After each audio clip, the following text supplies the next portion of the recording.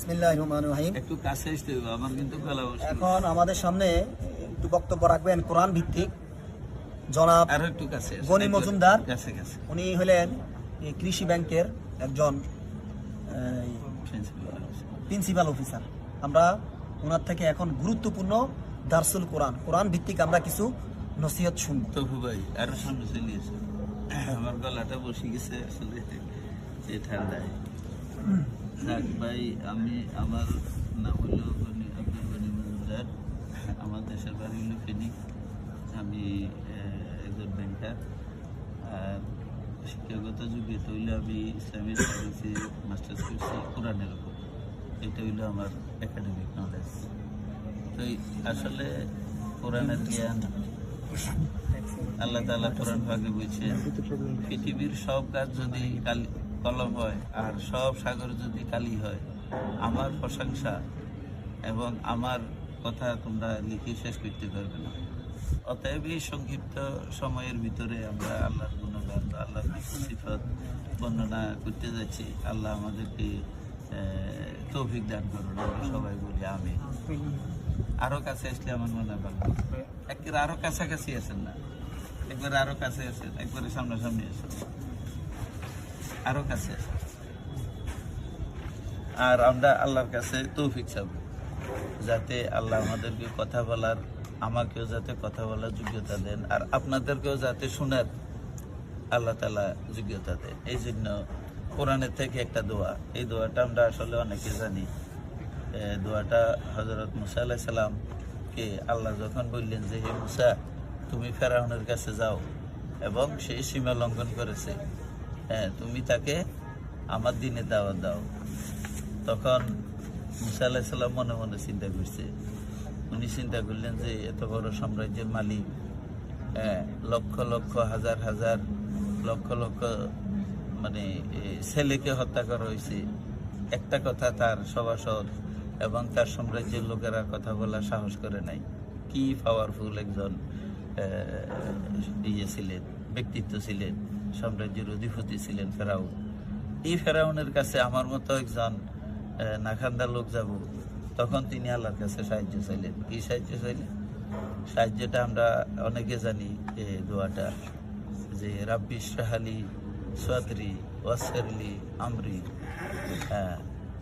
ওয়াসসিরলি আমরি ওয়াহলুল উকদাতাম মিন লিসানি ইয়াফকাহু কাওলি।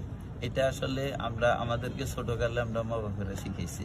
কেন শিখেছি? আমরা যে পরীক্ষার হলে যাই বা কোনো কিছু যখন পড়তে যাই, ওই দোয়াটা আমরা পড়ি, এটা আমাদেরকে শিখেছে। এটা আসলে আমরা সবাই এটা মুখস্থ করা উচিত। আর যদি এটা আমরা মুখস্থ নাও পারি, আমরা এটা মুখস্থ করার দরকার নাই, এটার বাংলাটা আমরা বলবো। কারণ এই যে ভাই অনেক গুরুত্বপূর্ণ মজবুত বক্তব্য রাখছেন যে কোরআনের ব্যাপারে। আসলে ওনার যে বক্তব্য মাশাআল্লাহ অনেক গুরুত্বপূর্ণ বক্তব্য। তাইলে এটার অর্থটা কি? এটার অর্থটা হচ্ছে, আমি অর্থটা একটু বলি। দেখেন, অর্থটা যদি আমরা না বুঝি, ওই একটা কথা বলে না, সারা রাত হুমন্তি বললাম, সকালে উঠি সে ছেলে না মেয়ে তা বলতে পারলাম না, এই পড়ার কোনো দাম আছে? তাহলে এখন যদি আমি এটার বাংলাটা বলি, তাহলে দেখবেন আপনাদের এটা মনেও থাকবে এবং পড়তেও আপনাদের ভালো লাগবে। আপনারা আমার দিকে একটু মনোযোগ দেন, ওইদিকে এদিকে তাকিয়ে না। রাব্বি ইশরাহ লি সাদরি, হে আল্লাহ, আপনি আমার বক্ষকে অর্থাৎ আমার ব্রেইনকে আপনি খুলে দেন। কারণ এত বড় একজন ব্যক্তিত্ববান লোকের কাছে যাব, তাহলে আমার অন্তরটা যদি তুমি খুলে না দাও, বড় করে না দাও, তাহলে আমি তার সামনে বলবো কি? তাহলে হে আল্লাহ, তুমি আমার বক্ষকে, আমার ব্রেইনকে প্রশস্ত করে দাও, খুলে দাও। তারপরে কি বললেন? ওয়াইয়াসসিরলি আমরি, এবং আমি যে কাজের জন্য তার কাছে যাইতেছি, এই কাজটা আমাকে সহজ করে দাও। তারপরে কি বললেন উনি? যে কাজের জন্য আমি তার কাছে যাব, ওই কাজটা আমাকে সহজ করে দিন। তারপর গেছে ওয়াহলুল উকদাতাম মিন লিসানি, এবং আমার মুখের যে জড়তা বা আমার জিহ্বার যে জড়তা বা আমার মুখের যে জড়তাটা আছে, এটা দূর করে দেন। এগুলা কি সাহায্য চাইতেছে আল্লাহর কাছে। তারপরে বলছে ইয়াফকাহু কাওলি, যাতে আমার কথাগুলা তারা বুঝতে পারে। তাইলে কি বললাম? এটা তো আমাদের জন্য এখন প্রযোজ্য ভাই, আপনারা বেশিরভাগ লোক ওই দিকে তাকাই রয়েছেন, ওই দিকে তাকাইবেন না, আমার দিকে একটু নজর দেন। তাহলে উনি কি বললেন যে আল্লাহ আপনি তুমি আমার বক্ষকে প্রশস্ত করে দাও। তারপরে কি বলছেন, আমি যে কাজের জন্য এখানে আসছি কাজটা আমার জন্য সহজ করে দেন। তারপরে কি বললেন যে আমার মুখের যে জড়তা আছে, অর্থাৎ আমি যে কথা বলতেছি আমার কথাটা যাতে বোঝা যায়, তাহলে এই আমার মুখের জড়তাটা আপনি দূর করে দেন। লেসান মানে জবান, তারপরে কিছু কাউলি, এবং আমার যাতে তারা আমার কথাগুলা কি করতে পারে, বুঝতে পারে। তাহলে এখান দিয়ে আটকে দেয়। টানবে না তো, কথা তো টানবে না, এটা খুব আচ্ছা, এটা হাতে দাও এটা কাউলি। আচ্ছা, তাহলে আমরা এই দোয়াটা ইনশাল্লাহ যে কোনো কাজ করার বুঝা যাইতেছে, যে কোনো কাজ করার আগে আমরা এই দোয়াটা ইনশাল্লাহ করবো। আরবি যদি আমরা নাও জানি, আল্লাহ বাংলাও বুঝেন, কোনো সমস্যা নেই, আমরা বাংলা কথাটা মনে রাখবো। আচ্ছা, আমি এখন যে বিষয়ে একটু আলোচনা করবো সংক্ষিপ্ত সময়ের ভিতরে, মুয়াজ ভাই যে কথাটা বললেন যে কোরআন নিয়ে আমি বিষয়বস্তু নিয়ে একটু কথা বলবো। আমি তিনটা কথা এখানে যুক্ত করতে চাই। একটা হলো ভাই এসেই বলছেন যে সবচেয়ে বড় গুনাহ কোনটি, এটা আমি একটু আলোচনা করব। তারপরে রমজান মাসটা কি, এটার গুরুত্ব কেন এত বেশি, এটাও, এবং আজকের রাতটা শবে কদরের রাত, এখন শবে কদরটা কি এবং কেন, এই তিনটা কথা আমি একটা জিনিস দিয়ে বুঝাইতে চেষ্টা করব। সংক্ষিপ্তভাবে আমি কথাটা বলবো। ভাই বলছেন সবচেয়ে বড় গুনাহ কোনটি, আমরা জানি সবচেয়ে বড় গুনাহ শিরক। এটা আমরা একবারে ছোটকাল থেকে ইনস্টল মাথার ভিতরে, কিন্তু না, সবচেয়ে বড় গুনাহ হচ্ছে কোরআনের জ্ঞান অর্জন না করা। কারণ কোরআনের জ্ঞানটা না থাকার কারণেই তো মানুষ শিরক করে, নাকি? এক। দুই নম্বর, আচ্ছা, এক নম্বরটার আমি একটা উদাহরণ দিই। উদাহরণটা দিলে আমাদের মনে থাকবে। উদাহরণটা হলো, মনে করেন একজন ডাক্তার, সে প্রেসক্রাইব করে, তার সবচেয়ে বড় অপরাধ কোনটি যদি একজন লোককে বলা হয়, যেমন এক নম্বরে আমি বলি, সে প্রেসক্রাইব করার সময় যে প্রেসক্রাইব করেছেন রোগীর, এটা ভুল করেছেন, অর্থাৎ ওষুধ দেওয়ার দরকার একটা, দিচ্ছেন আর একটা। এক, এটা একটু মনে রাখবেন, এটা একটা উদাহরণ দিতেছে। আল্লাহ কোরআনের ভিতরে অনেক মেসাল দিচ্ছেন, মেসালগুলো বোঝার জন্য। দুই, উনি অপারেশন করার সময় কিডনির অপারেশন করতে যাইয়া কিডনিতে মিস করে ফেলেছেন ভুলে, এবং হার্টের অপারেশন করতে যাই উনি হার্টের রোগী মেরে ফেলেছেন। তিন। চার নম্বরে, উনি যে ডাক্তারি বইটা ভালো করে পড়ে, ডাক্তারি করার কথা, ওই বইটা উনি ভালো করে পড়েন নাই। এই চারটা অপরাধের ভিতরে সবচেয়ে বড় অপরাধ কোনটি? জি, তাহলে এখানে সবচেয়ে বড় অপরাধ হলো তিনি তার ডাক্তারি বইটা ভালো করে না পড়া, এটা হইলো সবচেয়ে বড় অপরাধ। আর এমনি অপারেশন করতে গেলে 10টা করলে হয়তো একটা ভুল হবে, এটা মানুষ হিসাবে স্বাভাবিক, কিন্তু না পড়ে যখন করতে যাইব নটাই তো ভুল হবে, নাকি? তাহলে আমরাও কোরআন প্র্যাকটিস করি, বা আমরা মুসলিম দাবি করি, বা আমরাও সালাত আদায় করি, রোজা রাখি, নামাজ পড়ি, আমরা মুসলিম, আমরাও কিন্তু ইসলাম প্র্যাকটিস করি। কিন্তু একজন লোক নামাজও ভুল করলো, রোজায় ভুল করলো, মনে করেন সে সুদ খাইলো, ঘুষ খাইলো, আর মহাগ্রন্থ আল কোরআন উনি পড়লেন না ভালো করে বা বুঝলেন না, তাহলে এই সাইটটার ভিতরে এই লোকটার সবচেয়ে বড় অপরাধ কোনটি? কি নামাজও ভুল করা, না ঘুষ খাওয়া, না রোজা না রাখা? আপনারা কিছু বলেন তাহলে মনে থাকবে। কিন্তু উনি নামাজ পড়ুক, রোজা রাখুক, তারপরে ভালো কাজ যাই করুক, ওনাকে তো ওনার ওই গ্রন্থটা ভালো করে আগে পড়তে হবে। জ্ঞানী লোকেরা যখন জ্ঞান অর্জন করে, জ্ঞান অর্জনের মাধ্যম দুইটা। আমরা বলি যে ভাই বেশি কিছু জানার দরকার নেই, যা জানি তা মানলে চলবো, এটা একটা শয়তানের কথা। আল্লাহ বলছেন তোমরা জ্ঞান অর্জন করো, রাসূলের উপর সর্বপ্রথম ওই শিক্ষা, এই নবী আপনি জ্ঞান অর্জন করুন এবং আপনার উম্মতদেরকেও জ্ঞান অর্জন করতে বলুন। হ্যাঁ, তাহলে আমরা জ্ঞান অর্জন করা পাশাপাশি আল্লাহ বলতেছেন যে জ্ঞান অনুযায়ী কাজ করা। আর আমরা জানছি কি যে বেশি জ্ঞানের দরকার নাই, যা জানি তা আমল করা, অর্থাৎ বেশি জানলে মানতে হইব বেশি না, জানাও ফরজ মানাও ফরজ। আমি যদি দুইটাই যদি জানি তাহলে হাসরের দিন আমার আযাব হবে একটা, যদি জানি তাহলে জানার আযাব হবে না বা আমার গুনাহ হবে না, মানলাম না কেন এটা আমার শাস্তি হবে। আর এটা লিখবে হ্যাঁ, তাহলে আর কেউ যদি দুইটারে জ্ঞান অর্জন করলো না তাহলে তার শাস্তি হবে কয়টা? দুইটা। এটাও মাথায় রাখবেন, অনেকে এই জিনিসটা আমরা বুঝি না। তাহলে এখন আমি সবচেয়ে বড় গুণের একটা উদাহরণ দিলাম, এখন এত কথা আর বলার এখানে সময় নাই। আরেকটা আমি এই যে রমজান মাস কেন এবং কিসের জন্য এই ব্যাপারে আমি কিছু সংক্ষিপ্ত কিছু কথা বলবো। এটা হলো বিসমিল্লাহির রহমানির রহিম। শাহরুর রমাদান আল্লাযী উনজিলা ফীহিল কুরআন হুদাল লিন্নাস ওয়া বায়্যিনাতিন মিনাল হুদা ওয়াল ফুরকান। এই আয়াতটা আমরা সবাই জানি এবং শুনি। হুজুরেরা রমজান মাস আসলে এই আয়াতটা বেশি বেশি করেন। শাহরুর রমাদান, এটা হইল সূরা বাকারার 185 নম্বর আয়াত। শাহরুর রমাদান আল্লাযী উনজিলা ফীহিল কুরআন, আমি এই মাসে, এই রমজান মাসে কোরআন নাযিল করেছি। এটা বাংলাটাও বোঝা যায় আরবির সাথে সাথে। দেখেন, শাহরুর রমাদান মানে রমজান মাস, রমাদান আল্লাযী উনজিলা মানে নাযিল করেছি, ফীহিল কুরআন আমি কোরআন নাযিল করেছি। এই আয়াতে আল্লাহ কোরআন শব্দটা উল্লেখ করছেন। এই আয়াতে কোরআনের 9টা নাম আছে, এটার ভিতরে 4টা নাম আছে। তারপরে কিছু হুদাল লিন্নাস, হুদা মানে পথ দেখাবে, হুদাল লিন্নাস মানব জাতিকে, শুধু মুসলিমদেরকে না। আল্লাহ বলতেছেন হুদাল লিন্নাস মানব জাতিকে পথ দেখাবে কে? এই কোরআন। তারপরে বলছে ওয়া বায়্যিনাত, বায়্যিনাত মানে স্পষ্ট, সুস্পষ্ট। বায়্যিনাত কোরআনের একটা নাম, হুদা একটা নাম, স্পষ্ট পথ দেখাবে। ওয়া বায়্যিনাতিন মিনাল হুদা, সুস্পষ্ট পথ দেখাবে। তারপরে বলছে ওয়াল ফুরকান, ফুরকানও কোরআনের একটা নাম। ফুরকান শব্দের অর্থ হচ্ছে সত্য মিথ্যা পার্থক্যকারী, কোনটা হক কোনটা বাতিল সেটাও কে বলে দিবে? কোরআন বলে দিবে।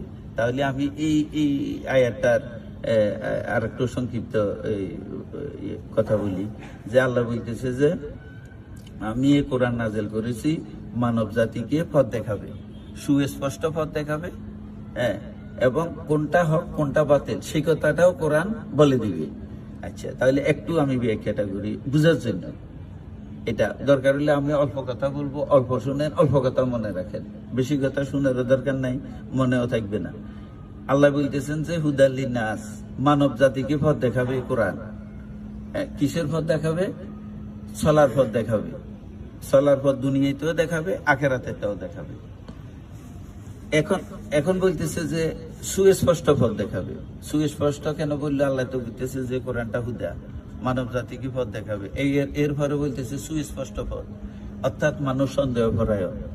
যেমন আপনি যদি কোনো দোকানে খরচ করেন, আর কেউ যদি বলে ভাই এই তো 2 নম্বর মাল বেশি, দেখবেন যত খাতির এর সাথে থাকুক আপনি আর এই দোকানে খরচ করবেন না, কারণ আমরা সন্দেহ প্রবল। যার কারণে আল্লাহ কোরআনে সর্বপ্রথম বলছে যালিকাল কিতাবুল লা রাইবা হুদাল লিল মুত্তাকিন, এটা সেই কিতাব যাতে কোনো সন্দেহ নাই। হে মানুষ, তোমরা তো সন্দেহ পরায়ণ, আমিও তোমাদেরকে সৃষ্টি করছি, তাহলে তোমরা যে সন্দেহ পরায়ণ এটা আমি জানি, তাহলে তোমরা সন্দেহ করবে না আমার কোরআনের ব্যাপারে। আমি প্রথমেই কি করলাম? সন্দেহ মুক্ত করে দিলাম। পৃথিবীতে যত জ্ঞানী বিজ্ঞানী লোকেরা, যত বই লেখক, ওনারা পরিশেষে এই কথাটাই লেখে যে আমার এই গ্রন্থের ভিতরে কোনো ভুল ভ্রান্তি থাকতে পারে, আমাকে ক্ষমা করে দিবেন। না, ভুল ভ্রান্তি ধরে দিলে আমি পরবর্তী এডিশনে এটা কি করব? সংশোধন করে নিব। কিন্তু আল্লাহ কি বলতেছে? না, আমি প্রথমে বলে দিলাম, এটাতে কোনো সন্দেহ নাই। আল্লাহ নিশ্চয়তা দিয়ে দিছে আমাদেরকে, তোমাদেরকে সুস্পষ্ট পথ, তোমরা সন্দেহ করিও না। তারপরে কি? চলার পথে তোমাদের অনেক বাধা বিপত্তি আসবে। তোমরা চিন্তা করবে কোন দিকে যাব, কোনটা করব, কারটা শুনবো, কোন হুজুরের ওয়াজ শুনবো, আব্বাসিরটা শুনবো না আজহারিরটা শুনবো, জাকির নায়কেরটা শুনবো না আলে হাদিসেরটা শুনবো, এরকম তোমাদের কাছে অনেক কিছু আসবে। তাহলে তোমাদেরকে এই জিনিসটা পারফেক্ট করে দিবে কে? ওয়াল বায়্যিনাত, ওয়াল ফুরকান, এই সত্য মিথ্যার প্রভেদকারী, অর্থাৎ সত্য কোনটা মিথ্যা কোনটা এটাও বলে দিবে কি? কোরআন। আমরা ওনাদের কথা শুনবো, না হলে আমরা জানবো কিভাবে? আমরা একজন আলেমের কাছে যদি না যাই, একজন জ্ঞানীর কাছে যদি না যাই, আমরা যদি স্টাডি করতে গেলে আপনি যে জানে তা আল্লাহ বলছেন যে জ্ঞানী না, জ্ঞানী 3 প্রকার হইলো বিশেষ জ্ঞানী, সাধারণ জ্ঞানী, বিশেষ জ্ঞানী, জ্ঞানী নয়। সাধারণ জ্ঞানী মানে মৌলিক বিষয়গুলো আমাদেরকে জানতে হবে। কোরআনের মৌলিক বিষয়গুলো সবার জন্য খরচ, একজন রিকশাওয়ালার জন্য খরচ। সে কি করবে? তার যদি জ্ঞান না থাকে, যার জ্ঞান আছে তার কাছে সে যাবে, যাই মৌলিক জিনিসটা সে জানবে। বিশেষ জ্ঞানী কারা? এগুলা জানার পর যারা স্টাডি করে, আরো জানতে চায়, আরো ভালো করে পড়বে, এদের জন্য। তো এটা আমরা সবাই হইতে হবে এমন কোনো কথা নাই। MBBS হইতে হবে, FRCS হইতে হইলে বা নাক কান গলা বিশেষজ্ঞ, এটা হইলো ভিন্ন সাবজেক্ট। তারপরে কি কি জ্ঞানী নাও, মানে যে জ্ঞানী না তাকেও যার জ্ঞান আছে তার কাছে যাইতে হবে। তাহলে আল্লাহ এটা বলতেছে যে তোমাদেরকে সুস্পষ্ট পথ দেখাবে। অর্থাৎ আল্লাহ তাআলা বলতেছেন যে কোরআনটা একটা গাইড। এই ব্যাপারেও আমি আর একটা উদাহরণ দিই। উদাহরণটা হইলো যে হজে যায় না মানুষ, একজন গাইডার নিয়ে যায়, সেই পথগুলো দেখায়, জায়গাগুলো দেখায়, এটাই এটাই ওইটাই। আবার যারা পর্বতারোহীরা কি করে, ওনারও একজন গাইড নিয়ে যায়, তাকে পথ দেখাই দিয়ে যে এইভাবে যান নাকি। এক করে ছোট্ট একটা উদাহরণ দিই। আপনি যদি এখান থেকে ধরেন সিলেট যান, আপনি কিভাবে যায়, কেমনে যায় আপনি এটা জানেন না, কোনোদিন জানো নাই, তাহলে আপনার সর্বপ্রথম আপনার জন্য কোনটা জানা উচিত বা কোন কাজটা সর্বপ্রথম আপনাকে করতে হবে বলেন তো? একটা জায়গায় যাবেন, ধরেন সিলেট যাবেন, সর্বপ্রথম আপনার কি দরকার? টাকার দরকার আছে, সময়ের দরকার আছে, কিন্তু সর্বপ্রথম যে জিনিসটা জানা দরকার বলেন তো কোন? যে কিভাবে যাব, রাইট। মানে আমাকে ফটটা জানতে হবে, মানে আমি কিভাবে যাব এই জিনিসটা সর্বপ্রথম আমাকে জানতে হবে। হ্যাঁ, তাহলে সর্বপ্রথম আমাকে জানতে, এই জন্য আল্লাহ বলতেছে সর্বপ্রথম আমি কি দেখাইতেছি, এই ফটটা দেখাইবে কে? কোরআন। তাহলে আমি বুঝাইতে চাইতেছি এটা যে আমরা যে কাজটাই যখন যেভাবে করি, আমাদের মাধ্যম, আমাদের মানদণ্ড কি হবে? মানদণ্ড হবে কোরআন। আর শেষে পরিশেষে আমি যে কথাটি বলতে চাইতেছি যে লাইলাতুল কদর আসতেছে। লাইলাতুল কদরে অনেক সবের বর্ণনা আছে। আসলে লাইলাতুল কদরের মেইন কথা হচ্ছে এটা হইলো বিশ্ব কোরআন দিবসের রাত। সবাই দিয়ে দেন। লাইলাতুল কদরটা হইলো বিশ্ব কোরআন দিবস। যেমন বিশ্ব এইচ দিবস আছে না, বিশ্ব যক্ষা দিবস আছে না, এটা কেন বিশ্ব যক্ষা দিবস কেন হয়? এটা এই জন্য হয়, মানুষ এমনিতেই জানে, কিন্তু বছরে একটা দিন সারা বিশ্বে একটা আলোড়ন সৃষ্টি করার জন্য আল্লাহ তাআলা এই মানুষ এই দিবসগুলো পালন করে, ঠিক কিনা? তাহলে আল্লাহ তাআলাও এক বছরের ভিতরে এই রমজান মাস নির্দিষ্ট দিন নেই, এটা আমরা বানাইছি শেষের 10 দিন, প্রথমের মাঝখানের 10 দিন, ফেজর রাত, এগুলা হাদিস দিয়ে আমরা বানাইছি। কিন্তু পুরা মাসটাই হইলো কি কদর, যে কোনো একটা রাতে কোরআন নাযিল হয়েছে। কোরআন নাযিল হওয়ার কারণে এই সূরাটার, এই মাসটার দাম বেড়েছে। এই মাসটার দাম কিন্তু রমজানের কারণে বাড়ে নাই। এই মাস এটার দাম বাড়ছে কি জন্য? কোরআন নাযিলের কারণে। ইন্না আনজালনাহু ফি লাইলাতিল কদর, আমি এই কদরের রাতে এই কোরআনকে নাযিল করেছি। এই নাযিল করার কারণে কি হয়েছে? এই মাসটার দিন বেড়ে গেছে, মর্যাদা বেড়ে গেছে, এবং রাতটার মর্যাদাও বেড়ে গেছে। এবার কিছু 1000 মাসের থেকে উত্তম, অর্থাৎ 1000 মাস মানে আরবের লোকেরা তখন লাখ লাখ কোটি কোটিকে 1000 বলতে বেশি বুঝাইতে। আল্লাহ তাআলা দৃষ্টি আকর্ষণ করার জন্য বলছে এটা 1000 মাসের থেকে উত্তম, তোমরা এদিকে তাকাও। কেন? এই রাতটা কেন এত মহামান্বিত রাত? এই রাতে আমি কোরআন নাযিল করছি। এই কোরআনটা যদি তোমরা আঁকড়িয়ে ধরো, কোরআনের জ্ঞান অর্জন করো, কোরআন অনুযায়ী যদি চলো, তাহলে কি হবে? তোমরা মুক্তি পাবে। এই সূরার মূল উদ্দেশ্য হয়েছে, এই সূরাটার মূল উদ্দেশ্য কি? উদ্দেশ্য হয়েছে যে আমরা কোরআন বুঝা, কোরআনের মর্যাদা বুঝা, কোরআনের গুরুত্ব বুঝা। এই জিনিসটা বুঝার জন্য এই কদরের একটা দেওয়া হয়েছে। কারণ এই কোরআনটা যদি আপনি মানে দেখেন, এখন আমরা হিন্দু, বৌদ্ধ, খ্রিস্টান বিভিন্ন জাতি উপজাতিতে বিভক্ত হয়ে গেছে। কি কারণে? শুধু কোরআনটা আমরা বিচ্ছিন্ন হওয়ার কারণে, কোরআনটা না মানার কারণে। যদি আমরা কোরআনটা মানতাম, আমরা তো এক নবীরই উম্মত, সবাই আমরা তো এক আল্লাহরে বান্দা, এক নবীরই উম্মত। তাহলে কোরআন যদি মানি, সব কিন্তু আমরা এক দলে এসে যাই। হিন্দু, বৌদ্ধ, খ্রিস্টান আমরা সব একদল হয়ে যাই নাকি? তাহলে এই কোরআনটা এই জন্য এই সবে কতটা কি বিশ্ব কোরআন দিবস। অর্থাৎ আল্লাহ বলতেছে তোমরা এই এক বছরের ভিতরে তোমরা যে যা করেছো কোরআন মানে চলার পরেও তো আমাদের অনেক পাপ পূর্ণ, আমাদের পাপ হয়েছে না।